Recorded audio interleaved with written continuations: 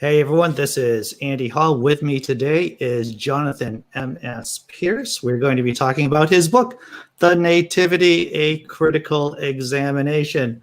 For those of you not acquainted with Jonathan, he writes over at a Tippling Philosopher blog over on Patheos.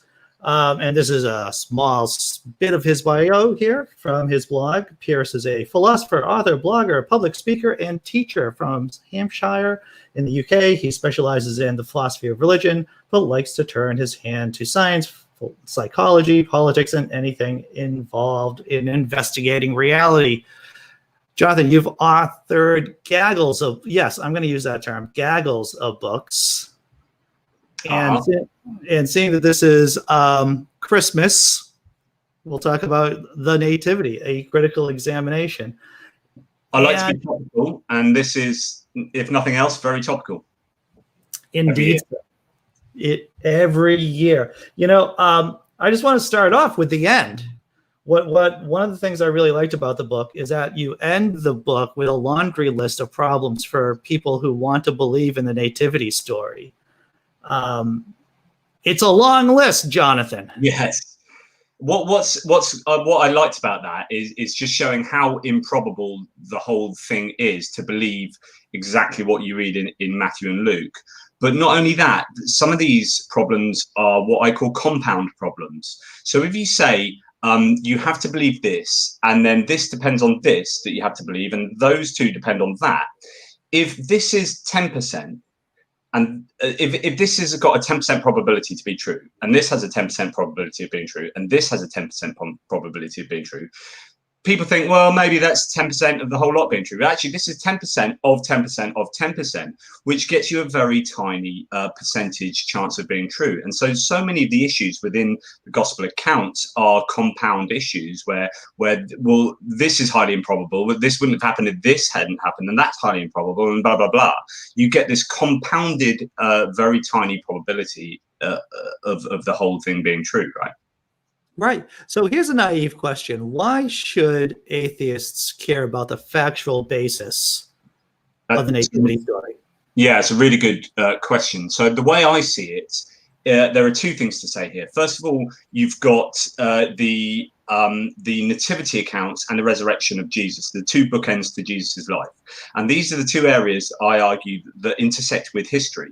The only two areas. In fact, that the part of Jesus' life in between those 2 points are just assertions. What happened at the wedding of Cana, you know, resurrection of Lazarus, and all these things. Who were these people, and how can we verify them? They are just mere assertions that don't seem to intersect with verifiable history. But the nativity and the resurrection do. And what we can do is we can test the gospel accounts to see whether they are reliable, probable, and all these kind of ideas. And if they fail, then we get to say, well, actually, if when the only times the life of Jesus intersects with known history, the claims fail against, you know, a metric of verifiability, then what does that say about all the stuff in between?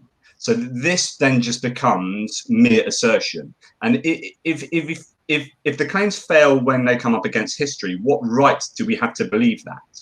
So that's the first point. In other words, it all comes tumbling down like a house of cards. The second point is, and this is something that the great Raymond Brown said, who's a Catholic exegete, biblical scholar, late biblical scholar, who wrote an amazing book called The Birth of the Messiah, and he goes to town on looking at whether there are historical bases for the Gospels of Matthew and Luke in their infancy narratives. And he basically kind of says they're historically problematic.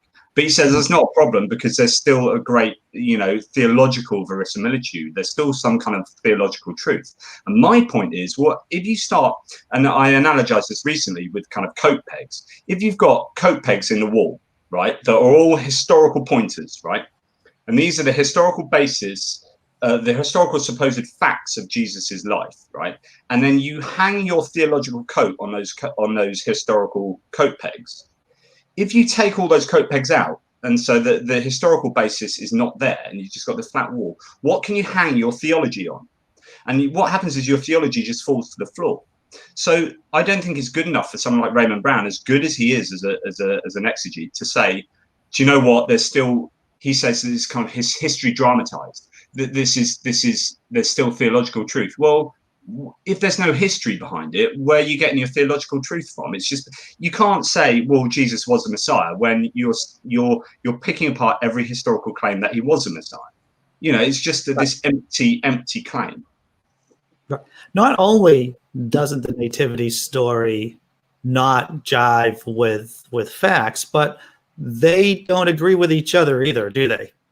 No, and this is a fundamental problem. I tried to express a lot of these points in a recent debate I had on the Unbelievable radio show on Premier Christian Radio with Lydia McGrew, and I was, there were so many issues I felt I had to just machine gun a lot of the issues, and we couldn't go into each individual issue to the depth that I wanted, because you could actually take up an entire hour talking just about the census, right? But the census, Jonathan, the census. You have an entire section of the book dedicated about the census. It's great.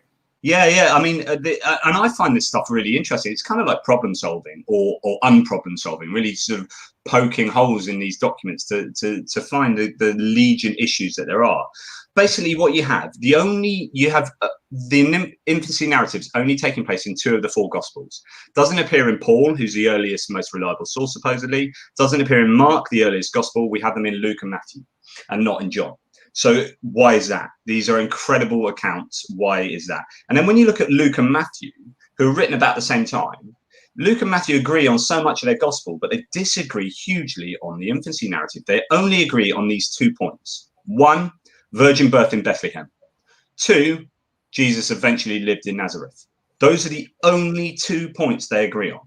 And so what explains this huge difference? And you have these 2 different approaches that they take, because they need Jesus to live in Nazareth as an adult, because I think that's how they came to know Jesus in Nazareth. But they were looking back at Old Testament prophecy, or so-called prophecies, and one of which said that the Messiah needs to be born in, or they thought it said the Messiah needs to be born in Bethlehem. It doesn't actually say that, but they thought it said that. So both of them said, right, we need to get Jesus living in Nazareth as an adult, but being born in Bethlehem. How do we do that? And Luke and Matthew had 2 completely different approaches to doing that. So Luke has Joseph and Mary living in Nazareth already, having a census, and that census requiring them to go down to Bethlehem because it was in the ancestral line of Joseph. So they go down to Bethlehem, give birth. Shepherds come along, which don't appear in Matthew. They come along, praise Jesus. They then straight away go back up to the temple in Jerusalem to get Jesus circumcised, and then straight back to Nazareth. We have Nazareth, Bethlehem, Nazareth, just like that. And a census being the vehicle. Matthew has them already living in Bethlehem, or certainly not in Nazareth, but seems to be living in Bethlehem, no traveling involved. Mary gives birth, virgin birth. The Magi from the east are following a star. They dogleg it to Jerusalem. They let Herod know that the new Messiah is born. Herod asks them to come back. They then find the star again, pick it up, take it down to Bethlehem. Herod wants them to come back to tell them where Jesus is born. They go down to Bethlehem. They praise Jesus. This doesn't appear at all in Luke. And then they get warned in a dream sequence not to go back to Jerusalem, but to go home a different way. So they do that. And then Herod gets annoyed, comes down, kills all the babies up to the age of 2 in the Bethlehem area, and effectively chases Joseph and Mary away to Egypt for 2 years. They stay in Egypt with Jesus until Herod the Great dies. Then they come back, and coming out of Egypt, they fulfill a prophecy that says, out of Egypt I called my son. So this is like the messianic prophecy being fulfilled. This is a new Moses. Jesus is a new Moses. Herod is a Pharaoh. They come out, and then they go back to Nazareth because Herod's son, Herod Archelaus, is a tetrarch of Judea. So Bethlehem is too dangerous. So they then, after 2 years, basically go back to Nazareth. So these are not only contradictory, they're just utterly different, and they don't mention any of the claims that the other gospel mentions. How do Christians harmonize these 2 very different stories? And how long have they been trying to do this for?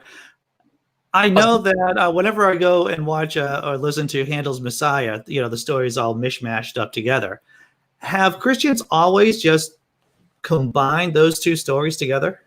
I think so. And I think when you start to see critical scholarship come along, maybe sort of in the last 300 years, where you after the Enlightenment, people were able to question the Nativity a lot more, question the Bible and question Christianity a lot more, you started getting a real movement of critically analyzing the biblical claims. And I think this is where it all started happening. And then you get thinkers like D.F. Strauss and critical, the higher criticism, as it was. So I think what Christians end up doing an awful lot of is something I call possibiliter ergo probabiliter, which is to say, and I said this in my debate with Lydia McGrew, and I think she did this a lot in the debate, which is giving an answer and saying, well, okay, this census never would have happened under the time of Herod, and we can talk about that. But basically, here you have the point: census wouldn't have happened with Herod. So here's how it could have happened at the same time, right? And they just plug it with an answer. But the answer is thoroughly improbable, or in fact implausible. But because it's an answer, they think, well, that job done, done it. And so and the people listening, so I've been trawling the YouTube channel to see the comments people are making about the debate we had. So many people just saying, oh, Lydia McGrew was amazing, she just had an answer for everything, blah blah blah, and you know, oh, Pearce got absolutely whooped in the debate or whatever. These are Christians saying this, obviously. And I'm looking and saying, what you have to do here is just basically, if someone says something with an assured voice and gives an answer, then suddenly that's fine. It's an answer, therefore, and this is why I say possibiliter ergo probabiliter, something that seems possible. You have this jump from possible to, well, if it's possible, I reckon that's what happened. It's probable. And then that's what did happen. And you get this jump from possible to actually definitely happening.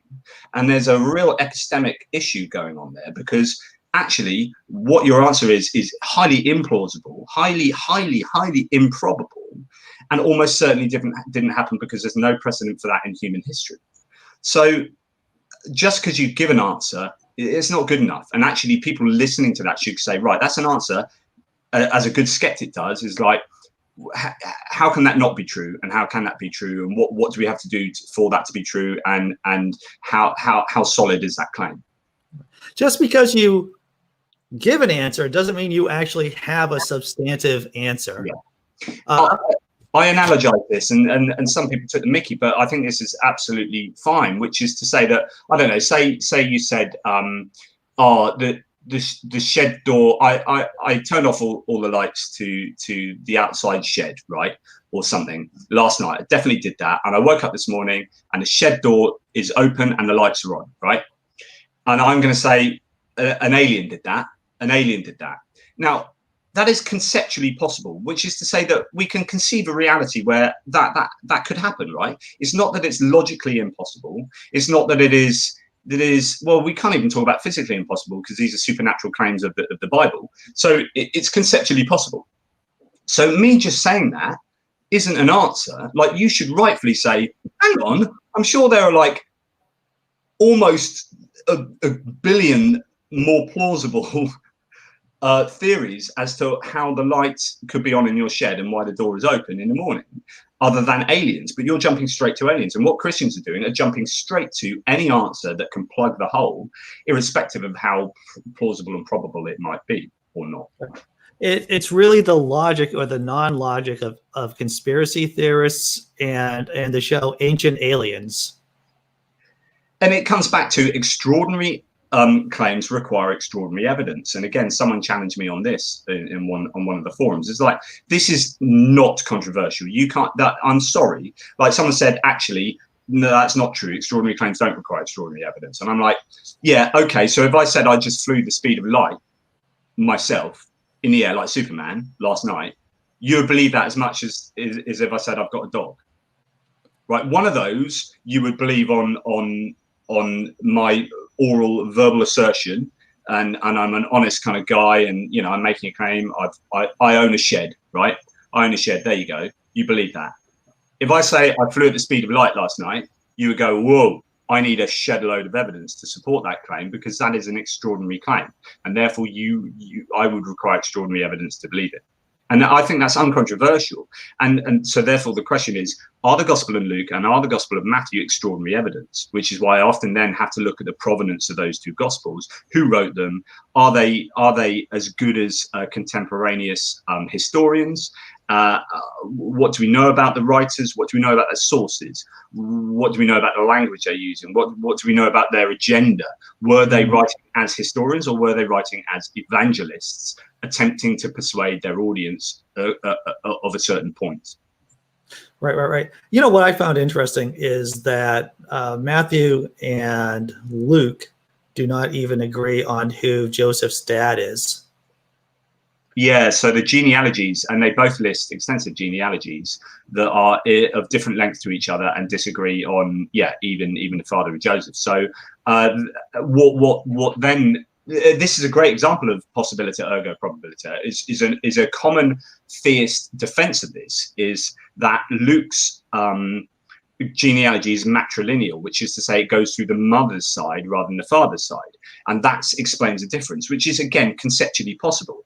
But this is where you have to go, okay, you've given me a conceptually possible answer, but what's the probability of this? Well, there are literally no examples of matrilineal genealogies in the history of Judaism. Okay, so for Luke to suddenly plug one into his gospel is incredibly unlikely, because this just doesn't happen. So you're giving me something. So if I wasn't being skeptical and I was a Christian wanting to believe this, then I'd be like, yeah, that's it. That's done it. It's a matrilineal genealogy. But that's not good enough. You can't just sink these explanations and not challenge them, because they are poor explanations, and particularly so for the census and the issues involved around that. What I liked is the idea that Jesus's birth wasn't somehow in competition with everybody else's birth, in a sense that all the other big players, like John the Baptist even, and Caesar. You want to talk about that a bit? Yeah, well, so I mean, if I was literally making up Jesus now, or a divine figure who was born fully human and fully divine somehow, whatever that means, then I would absolutely. The notion of having just a bog standard normal birth is ridiculous, because I need people to believe this story of this person, whether I believe it or not. If I'm making it up, yes, but even if I truly believe this guy was the Messiah, and I'm doing my best to persuade everyone, I'm pulling on every single technique I can, and I think out of this develops this divine birth story, this miraculous birth story. Because at the end of the day, Jesus has to compete with Caesar Augustus. Caesar Augustus was called BillPhil, so the son of God and a savior of the world. That's what he was known as in the Roman Empire. So Jesus has to compete with that. He has to compete with. So Luke lays out the miraculous birth of John the Baptist first, and then goes on to Jesus. And in fact, if you look at how he maps out Jesus' birth, it is basically a retelling of the John the Baptist birth. He's kind of it's a mirror sort of image of that. But if Jesus didn't have a miraculous birth, Luke would be laying out an amazing John the Baptist birth, and then Jesus came along. He's dad as a carpenter, and you'd be like, oh. So straight away you'd be losing the persuasive battle. I mean, you've got to understand that these are not histories; these are not objective histories, and I think that's where Christians go wrong. Is that they just assume that Matthew, Mark, Luke, and John are sitting there going, "Do you know what? I love history. I love history. Me, I'm going to write an objective history of this guy. I just so happen to believe is the Messiah, but I'm going to write a really accurate history about everything about his life." And then sit down and discuss their sources, and then this and that, and do all these historiographical things that historians do. No, these are evangelists evangelizing. They are persuading their audience, and they have different audiences, which is why they have different ways of persuading and different techniques. But they are persuading their audience to believe what they believe, and so therefore they are inherently biased, and this is a big problem. They seem to be shoehorning, and of course you talk about this, you write about this quite a bit in your book. The Matthew and Luke seem to be shoehorning a lot of Old Testament prophecies. You want to Yeah. discuss that a bit? Yeah. So this goes back to audience, purpose, and task. So when you're doing any writing or communicating, I mean, this is what you teach in writing: is that you need to consider your audience, your purpose, what you're intending to do, and what your task is, what type of writing it is. Once you've established those, then your content and the way that you write it, well, is defined by those three things. So for Matthew, for example, his audience are Jews. His purpose is to persuade his audience to believe what he believes about Jesus, and his task is writing the Gospel of Matthew. So the way he does that is to appeal to that audience in a way that's most persuasive, which is to use Old Testament figures and retell those Old Testament stories within the context of Jesus. So that if you're a Jew, listening to that pious Jew, you'll be like, yes, yeah, Jesus is the new Moses. Herod is a new Pharaoh. I get that. That's really cool. Oh, you're pulling on Daniel there with the Magi, and you're pulling on the Balaam and the Balak story with the Magi as well. Okay, I get that. And you're pulling out that so-called prophecy or that verse from the Old Testament and that verse and that verse. And so therefore they're thinking, yep, this is brilliant. I'm with you. I get this Jesus guy. This appeals to me completely.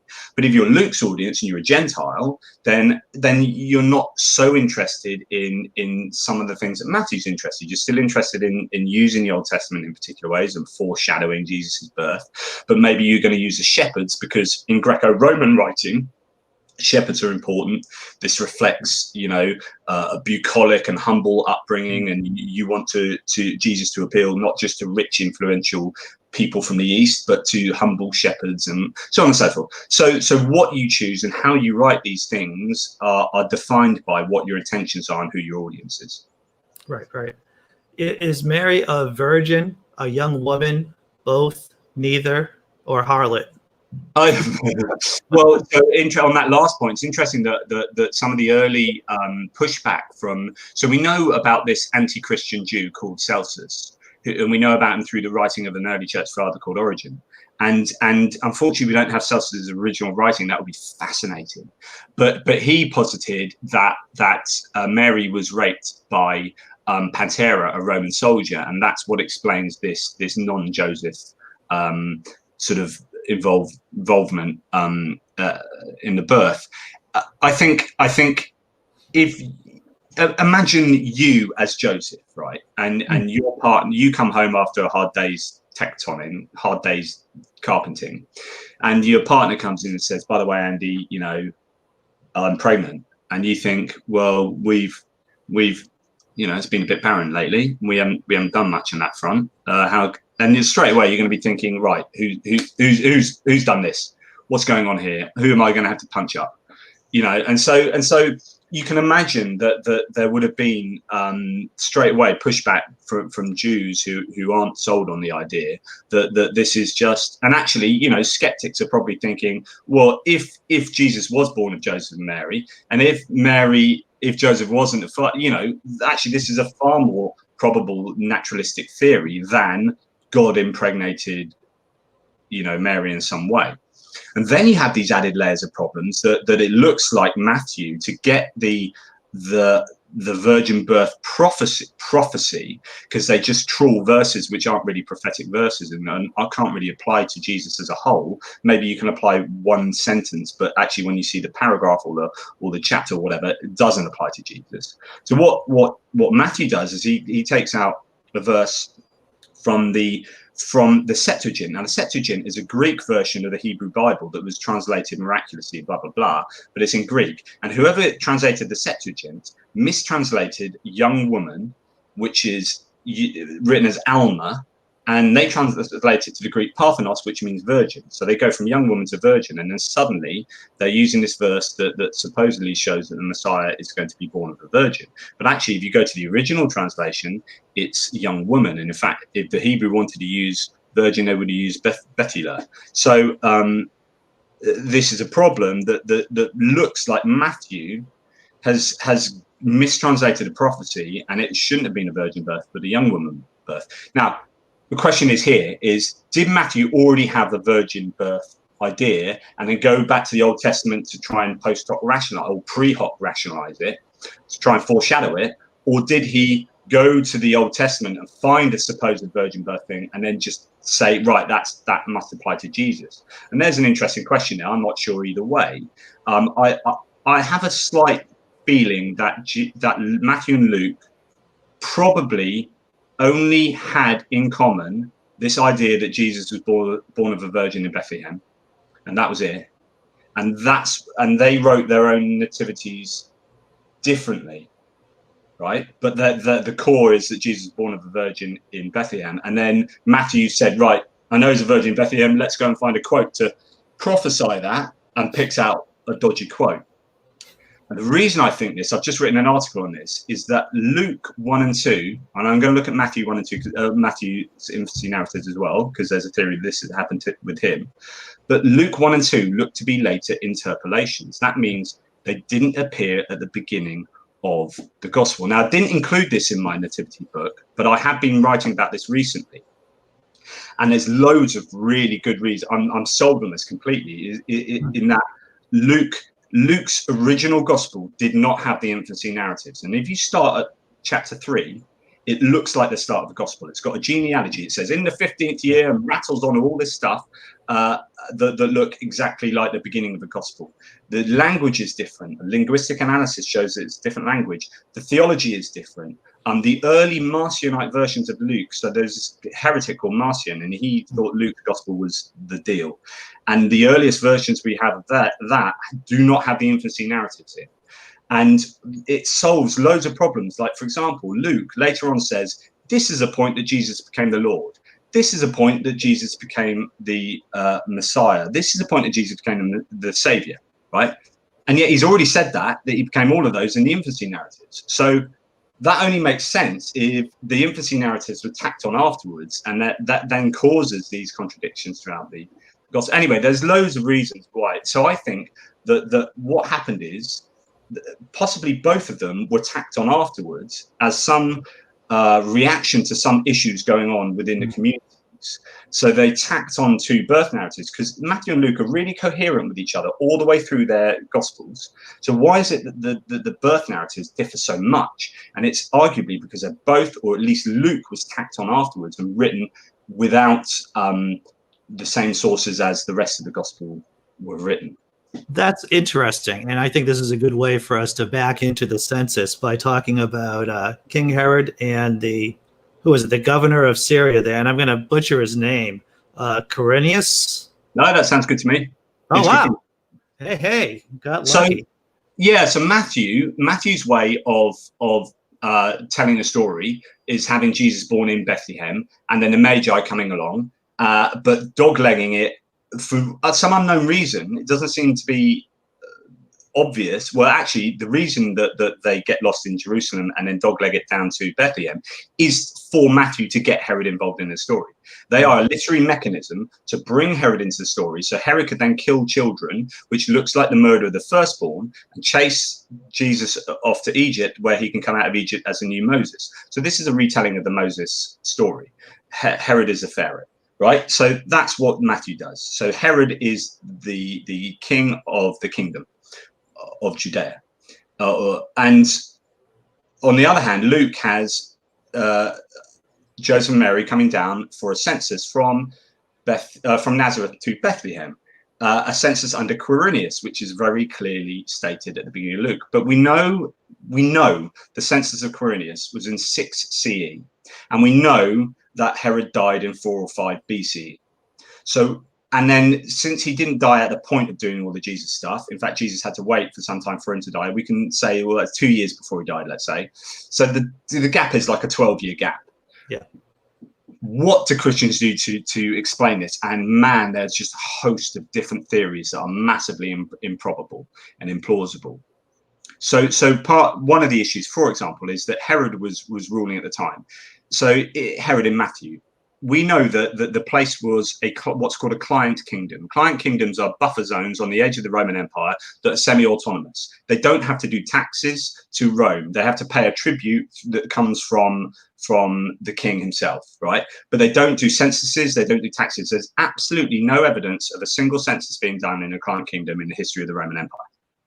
Right. A What, client kingdom is different from a full-blown Roman yeah, province. full-blown province. So you wouldn't have had Quirinius ruling at the time. You had, so what some Christians try and say, well, Quirinius was ruling somehow at the time of Herod. But then you say, well, he can't have done because we know who was ruling. So then they say, well, there's a double ruling. He was ruling with someone else. You say, well, we've got no evidence of this. Plus, there's literally no example of a double rulership of a provincial governor in the history of the Roman Empire. And then he means that he would have to rule again in 60 to have another census in 60. Well, there's no evidence of a governor ever ruling twice in the same place in the history of the Roman Empire. So you've got three impossibilities there, or at least huge implausibilities with no positive evidence and a whole load of disconfirmatory evidence. So, you know, you have to start messing around with things seriously to try and harmonize these two accounts. You know, Quirinius was the governor of Syria, and at the time of the census, according to Luke, Joseph had to go down to Bethlehem because he was in the ancestral line of David. Mm-hmm. Now we know from Luke himself that was 41 generations apart, which is to say, and bearing in mind Galilee is in a different tax area to Judea, so there would be no reason. Censors used to go to a town to take the census. You didn't go to a censor, right? So this is all nuts. And imagine if you were told by the US government to go to the next census, you had to go to it, and you had to go to the place where your ancestor was born in 41 generations previously. What would be the point of that? Not only is that ridiculous and stupid, and women weren't required the censuses, so you wouldn't have taken your wife on an 80-mile journey on a donkey while she was 9 months pregnant through bandit country. That's all ridiculous, right? But just the notion of going to a census at the place where one of your ancestors was born. Why 41 generations? Why not 20? Why not 2? Why not 100? Why ancestors at all? It's no pragmatic use to anyone at all. And there is, and here's the key, there is no example of such a census in the history of humanity. I'm not just talking about the Roman Empire. I'm not talking about Judea. There is no census that has ever required anyone to go to an ancestral home to register. It's bonkers. It's nonsense. So in order for Luke and Matthew to be, in order for Luke to be true in and of itself, to go to an ancestral home, yes, there could have been there was a census in 6 CE because it stopped being a client kingdom and Syria became a province because Herod the Great died in 4 BCE, let's say. And for 10 years, his son Herod Archelaus ruled, and he was rubbish. And then in 6 CE, the Roman Empire said, on your bike, mate, you're rubbish, Herod Archelaus. We're going to take it back over. And now we're taking it back over. We need to assess what it's worth. So we're going to do a tax census. So that's what happened, right? We know that from history. But the Christians will try and bash those two, Matthew and Luke, together to make a coherent narrative. And in order to do that, you have to just destroy known history. You just can't do it. And so I say this is the biggest contradiction. And it gets worse because then Matthew says, after Herod chases them off to Egypt, after Herod comes and slaughters the innocent children, they run off to Egypt for a couple of years. But Luke says, after the census and after Jesus is born and the shepherds come, they go straight to, when this happens, they go to the temple in Jerusalem. And when that's done, they go to Nazareth. So there's no 2-year gap. There's no going to Egypt. It's massive contradictions. Right.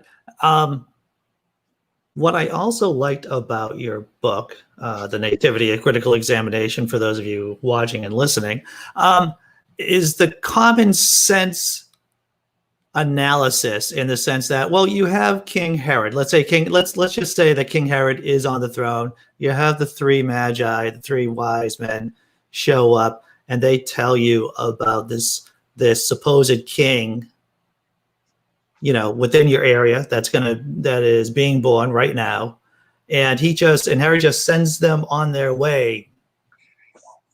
Yeah, so you're trying to look at Herod. Herod was a pretty horrific ruler. He's the sort of guy that would have killed those children, but there's no evidence. There's actually no attestation outside of Matthew that ever happened. None. And actually, Herod's life is very well documented. So there's no indication that he murdered innocent children in Bethlehem because the Messiah was going to be born. He was also very ill, over 70. He wasn't really interested in the future of his kingdom too much. So why he would be interested in a prophecy that would come to fruition in 20 years or so, you know. whatever. But the most bizarre thing is that instead of saying, I'm going to follow this star too, or I'm going to accompany you, Magi, or I'm going to send a military escort with you, he just goes, yeah, go for it. Go down and then come back, have a word to me, and I'll go and praise him too. Instead of just going, right, I'm pretty enraged about this. I don't care. I'm following you guys. End of. And he doesn't do that. So, of course, because that doesn't fit into the narrative, doesn't allow him to slaughter the children and whatnot. But a bigger problem is this, and I didn't put this in my book, actually. I found out about this later, was they were forewarned, the Magi, in Bethlehem, right? So they were told in a dream sequence not to go back to Jerusalem. And as a result of that dream sequence and not going back, Herod gets angry. He had already triangulated where the star was going to be and knew it would be in the Bethlehem area, right? So he then goes down and kills lots of children. So that dream sequence kind of triggers Herod and the birth of Jesus, trigger Herod to go and kill children. This is known as a problem. Like some theologians say, well, actually, the birth of Jesus caused the death of these children, right? And so that's an interesting thing for God to have designed. So already that's a problem. But the bigger problem is this. God gave a dream sequence to save the Magi from going back to Jerusalem. But he gave that to them in Bethlehem. Why didn't he give them that same dream sequence before Jerusalem? So that they were warned not to go to Jerusalem to get Herod involved, but to go straight to Bethlehem. In other words, it is God's design through the choice of dream sequence timing to get Herod involved so that those children were killed. Oh, yeah. And this is a really problematic, more philosophical problem as to why did God choose the warning here and not here? Because choosing the warning here necessarily caused the death of those children. So God must want the death of those children, and he must have wanted Herod to be involved. I think that there's no way of getting around it. In a strange way, it is congruent with Moses and the Pharaoh story, because Pharaoh goes back and forth about deciding to let about letting the Jewish people go, while God hardening his heart. Yeah. So I mean, if you're Matthew and you are really hell-bent on retelling Jesus in a way that the Jewish audience of his will really get, then you are going to be shoehorning in Moses and Pharaoh and blah, blah, blah. So the Magi are just a literary mechanism, right? Yeah. He's not thinking about the philosophy of divine foreknowledge and free will and the problem of evil and getting, he's thinking, right, Jesus is the new Moses. I need Herod involved. Let's get some Magi, because actually that's a retelling of the Balaam Black story and pulls on Daniel as well. So that's really good for my audience. I'm going to get them involved. They're going to follow the star, which is going to be picked out of the Old Testament as well. That could be the scepter quote and blah, blah, blah. And they're going to get Herod involved as a mechanism. They are there to bring Herod into the story. Herod's now in the story. He's the new Pharaoh. He kills some children, which is a firstborn death. It's like Passover again. Jesus escapes that, goes to Egypt, comes out of Egypt, fulfills the prophecy, job done. This is awesome. Brilliant. Luke, on the other hand, doesn't have any of that. None of that at all. None of it. So, and this is where you start getting like what I would say are ridiculous theories that, well, one gospel was using Joseph as a source and the other was using Mary as a source, and that's why they're so different. And it's like, why do you think that? What's your evidence? Well, this one mentions Joseph a bit more and this one mentions Mary a bit more. There's a annunciation, angelic annunciation to Joseph in this one to Mary in this one. So Joseph's a source of this, Mary's a source of that. Yeah, you go, job done. And even like Raymond Brown says, this is just a pious deduction. There's no real evidence for this, and it's just church tradition. It doesn't get around the fact that you've got these fundamental contradictory problems that are just insoluble. Well, it's possible, Jonathan. It's possible. Therefore, it's probable. Therefore, it happened. Aliens did it. Exactly. So, you also bring up some interesting points, too, that, if the Magi know about this wonderful fact, this divine creature, this divine being, and the shepherds know, then why is everyone so quiet? And not only that, but the people of Jerusalem know through I think the Magi getting involved in Jerusalem, and the scribes know about this. Suddenly know about this prophecy they are otherwise, not particularly knowledgeable about. So lots of people seem to know about this, and yet we hear nothing about Jesus for another 30 years. The shepherds disappear, never to be heard from again, and the Magi disappear, never to be heard from again. These are perfect evangelists. They've seen the most incredible thing you would ever see. They were praising, and they were shouting about it. And in fact, I think that I can't remember the quote from Luke, but it seems like the shepherds, were going about and talking about it, blah blah blah, and yet there's no attestation to this anyway. And even worse, there's no attestation to the star, this miraculous star. That first of all, even if you were like, or maybe you would, I don't know, it's just bizarre that you would wake up one day and see this star and go, do you know what? That's mental. I'm going to follow that. And you just, pack up your camels and then follow a star, right? Which shows that it's supernatural. It's not a naturalistic star. Over the years, people have tried to say, well, this is a conjunction of Venus and Saturn or whatever. No, you can't follow a star and then do a dog leg following a star and then it indicating a single house. This is a supernatural star. Fair enough. But in a culture or a set of cultures that were incredibly astronomically and astrologically astute, why has this not been attested to at all? So there is no evidence of the star outside the Gospel of Matthew. And yet, these exotic foreigners were following this star for must have been a month, following this star, and it arrived in Bethlehem. And even like Herod, like no one was telling Herod about this star and which house it indicated. So he just kills babies randomly in the area because no one was like, oh yeah, there were a bunch of crazy wise men from the east there in that house over there, and blah blah blah. So I don't know. It's all so nonsensical and just looks like a clearly mythologized version of events, where this is a theologically embellished, heavily embellished set of stories that I think are probably based on virgin birth in Bethlehem, adult lived in Nazareth. Right. That's what you're going with, and then you bring up a good point too. Is that his family, his immediate family, if this nativity story is true, understand who Jesus is supposedly, but yet they still treat him kind of like a schmuck. This is a really good point. I think, but Jesus, James, the brother of Jesus, didn't really believe in Jesus' messianic qualities till after Jesus died, and that's something of a problem when supposedly Joseph and Mary are the sources of these stories, and he'd be brought up with, oh yeah, your brother, he's God, he's literally God. You'd be like, maybe he's just jealous. Maybe it's a real brother, like, oh, why do they love my brother so much? Why does he get all the presents at Christmas? Why is Christmas all about celebrating his birth? What about me? What about my birthday? So in your experience, Jonathan, when you're making these points with Christians, is there one that resonates them more? Is there a point that resonates with them more than others? Well, I think they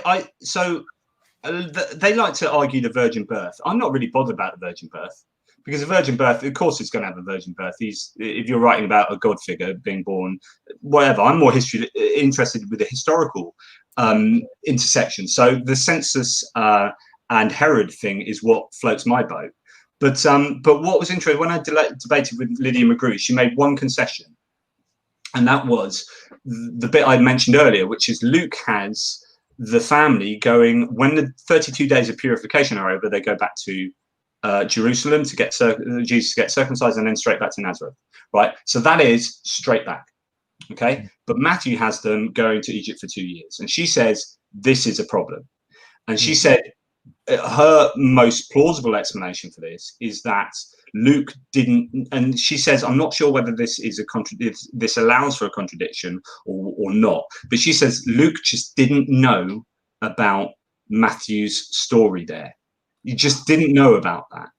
But you're thinking, well, hang on, if you're saying, well, Luke was based on, I can't remember which way around, Luke is based on Joseph, no, Luke is based on Mary, Matthew's based on Joseph, then you're telling me one of the two people didn't mention when they were recounting the story that the king of the country killed a bunch of children in the area and chased us off to Egypt for 2 years and then came back, and you'd be like, oh, I'm not going to include that bit. That's not very interesting. So tell me more about the census. And you're like, no, but there was a king chased us away to a foreign country, and when we came out, that like fulfilled the prophecy that Jesus is the Messiah, right? Yeah, but the census, right? What? Tell me about Quirinians and shepherds. You mentioned shepherds? No, major. Look, no, what you know? So I don't know. I think the idea that Luke just didn't know about the Magi and Herod, and then running off to Egypt for 2 years, I think beggars belief. And then this is where you plug this is a possibility ergo probability again, which is, here's something that's possible. It's conceptually possible that a person didn't know two things, right? That's it. So if I said that to you, but yeah, of course, that sounds plausible. And then you say, now let's put it in a context and put all the other claims around it, and now tell me whether this is plausible or not. And actually, this then becomes implausible. It's implausible that Luke would, or Luke's source would not know or would not tell him about the whole Magi Herod episode. That then becomes an implausible explanation, and that is not good enough for me to believe this story. Then you're going into the realm of epistemic problems for me. Right. So, Jonathan, we've covered a lot of territory so far. Is there a topic or a subject, whether it's actually about the book that you wrote, the Nativity, a critical examination, or anything else? Well, I think so. What I did with this book is look at the nativity accounts, obviously the birth of Jesus, because that intersects with history. And what I'm doing at the moment is putting the finishing touches on a resurrect book, doing the same to the resurrection. What's interesting about the resurrection, because there are equally areas that intersect with known history. So Pontius Pilate, crucifixion or execution techniques, burial customs, all these sort of things that we can say, actually, does this marry with what we know about history? But also, let's look at the four Gospels themselves and Paul, and see whether there are equally contradictions as there are in Matthew and Luke for the Nativity. So I've written, and this is the thing I love about the Nativity book. It's a nice short book. I've tried to be as concise as possible, yet be quite thorough, and to pull on some good sources. But with the resurrection book, I was attempting to do the same. And there's a reason people like N.T. Wright and Mike Licona and Michael Alter have written like 1,000-page books on the resurrection, is because for the short resurrection accounts that there are, there's so much to talk about. It is voluminous, and the sources are voluminous. So it's a little bit longer than the Nativity book, but I'm attempting to do the same thing, which is to show, look, these two bookends are problematic. And if they fall down, on what basis is your belief in Jesus as the Messiah and in the miracles? What is that built on? What is that based on? What is the foundation of that belief? So I have a question for a split second here. So what is more implausible, the nativity or the resurrection? I can't believe I'm asking you this, but which is more implausible, since you've written a book and the nativity book's been out for a while, and you're putting the finishing touches on the resurrection book. Which story? What's more implausible? Did aliens open your door and leave your shed light on, or did aliens dent your car? It's like, I have an issue with both.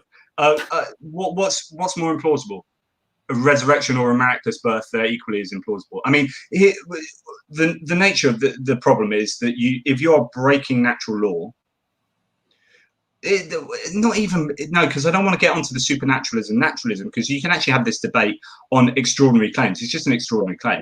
Extraordinary claims require extraordinary evidence. Both of these are extraordinary claims. Both of them require extraordinary evidence. And the question simply is, do the Gospels constitute extraordinary evidence? And that's really what it comes down to. So in other words, if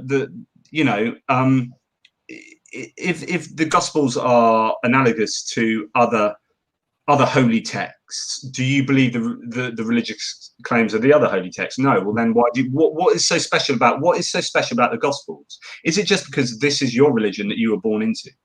And actually, you are spending so much time and effort harmonizing these claims in a way that you wouldn't do for another religion, just because it's your religion and you were born into this, right?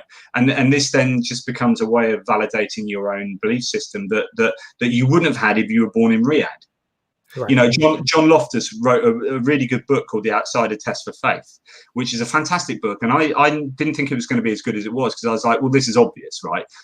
Where you're born defines what you're gonna believe, and I'm not sure you can write a sizable book on that. I totally agree. It's a really good point, but what he brings in to that book and the sources that he uses is a fantastic book. But it's just so true. It's like, the religious map of the world is geographically defines what you believe. And so, Lydia McGrew came and debated me, but at the end of the day, she's hell bent on finding the truth of the Gospels, because she was born into a Christian context, and it's why it's so important to understand beliefs within a psychological context as well as in the content of what it says. And I don't know that you really truly can establish your Gospels as truly reliable, decent, extraordinary evidence to support the levels of claims that they make, whether it's the resurrection or a miraculous birth. Mm-hmm. Jonathan, whenever I have a Brit on, I always ask them about Brexit. Hey? Whenever I have a Brit on, I always have to ask about Brexit, and whether or not you all are storing up on food. And of course, this I don't want to say super strain of COVID, but this different strain of COVID that seems to be spreading faster than previous strains. And I'm throwing a lot at you right now in the last few minutes. So this is where we go. Yeah, we allowed for the vaccine first. We're so cool. We got there first. Yeah, the rest of the world. And then it's like, yeah, and then we developed a new strain that was really it's like, go over it. Yeah. So we're going to get a double whammy, because coronavirus is hitting us hard. We have managed it about as poorly as America, and that's saying something. When you look at the death stats per million, you and us are pretty similar. We've got like a month head start on you, because we got the pandemic basically a month before you guys in terms of the trajectory and whatnot. So we're always 3 weeks ahead. So your stats need to be compared to ours, probably, with a little bit of difference. But we're basically neck and neck with how badly we're managing it.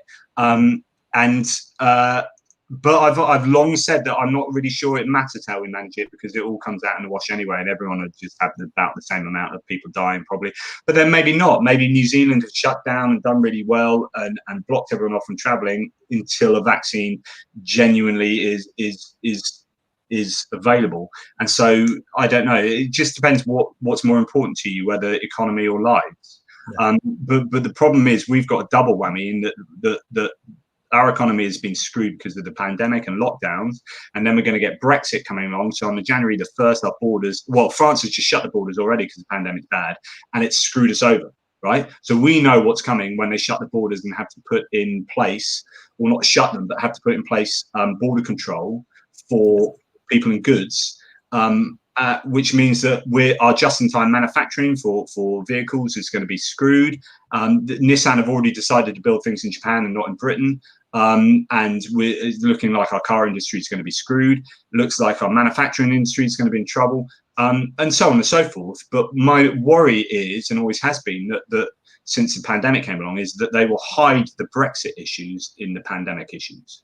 Yeah. So that they will say, look at all our terrible economy and look how terrible things are. This was the pandemic, rather than actually, this was exactly what we predicted under Brexit, because everything's coming true. I argued against Brexit at the beginning. Back in 2016, I said this, and this will happen, and it's all happening. It's just happening.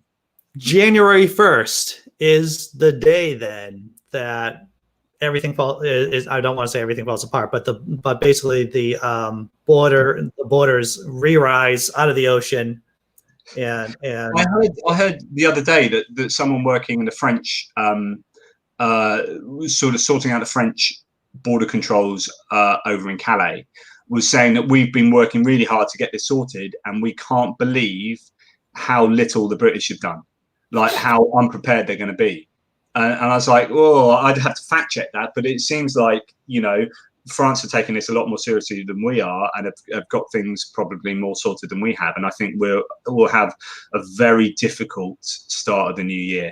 It's going to be very interesting to see how we can bounce back. And I said originally that when the cost of your goods are naturally going to go up because of either people aren't going to be building stuff here, so they're going to be building it in Europe, and then we have to have tariffs to import it, or the cost of the goods, the component parts of any good are going to go up because we're importing through tariffs, blah, blah, blah. How do we attract people to invest in Britain?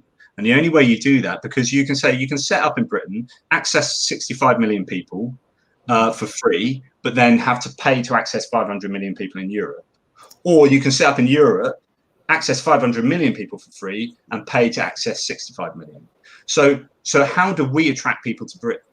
And the only way you can do that is overcoming those tariff costs by lowering tax, environmental regulation, workers' rights regulation. So you make things cheaper by making it cheaper for people to make things in Britain. But how you make them cheaper is by taking in less tax and by ruining environmental and workers' rights and legislation, which is not good.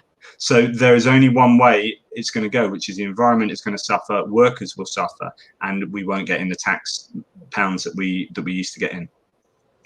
Well, Jonathan, you and your family are in my thoughts. I hope for the best.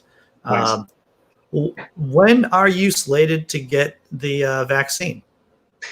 Me personally, yeah, I don't know, because I've got MS and I had stem cell therapy beginning of last year. I don't know whether I'm going to get a letter saying, hey, you're entitled to it first, in which case I'm just going to run out and shout at everyone and say, yeah, look at me, how lucky am I, I've got MS. Right. And then run down the road to the doctor's surgery. Oh, I can't run anyway, I'll trip over down the road to crawl into the doctor's surgery. Yeah, look at me, I'm the best. And then crawl home and say, well, that was worth it. I don't know, or I'll be last in line because I'm a bit of a loser or something. I don't know. Jonathan MS Pearce, thanks for coming on the show. It's been great talking about the book, The Nativity, A Critical Examination. Sir, where can people find you online? They can find me online at A Tippling Philosopher on the Patheos Non-Religious Network. I've got a YouTube channel, just look for A Tippling Philosopher. And I'm on Twitter at A Tippling Philo, I think. And please buy all of my books, particularly this one, because it's topical. Hey. Well, thanks, everyone in the chat, for showing up. Thanks again, Jonathan. We'll have you back maybe around when the time for Easter to talk about the resurrection. Who knows? Sounds like a plan, Andrew. Sounds like a plan, mate.